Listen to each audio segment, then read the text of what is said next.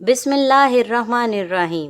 नबी करीम सल्लल्लाहु अलैहि वआलिहि वसल्लम अपने साथियों से इंतहाई मोहब्बत फरमाते थे और हर एक यही महसूस करता कि नबी करीम सल्लल्लाहु अलैहि वआलिहि वसल्लम सबसे ज़्यादा उसी को चाहते हैं। हज़रत उमर बिन अल-आस कहते हैं कि नबी करीम सल्लल्लाहु अलैहि वआलिहि वसल्लम इस तवज्जो और खलूस के साथ मुझसे गुफ्तगू फरमाते और इतना ख्याल करते कि मुझे ख्याल होने लगा कि शायद मैं अपनी कौम का सबसे बेहतर आदमी हूँ। और एक दिन मैं नबी करीम सल्लल्लाहु अलैहि वसल्लम से पूछ बैठा कि ए रसूलल्लाह सल्लल्लाहु अलैहि वसल्लम, मैं अफजल हूँ या अबू बकर? प्यारे आका सल्लल्लाहु अलैहि वसल्लम ने इरशाद फरमाया, अबू बकर अफजल हैं। फिर मैंने पूछा, मैं अफजल हूँ या उमर? फरमाया उमर। फिर मैंने पूछा, या रसूल अल्लाह, मैं अफजल हूँ या उस्मान? फरमाया उस्मान। फिर मैंने नबी करीम सल्लल्लाहु अलैहि वसल्लम से बड़ी वजाहत के साथ हकीकत मालूम की और आप सल्लल्लाहु अलैहि वसल्लम ने बड़ी साफ साफ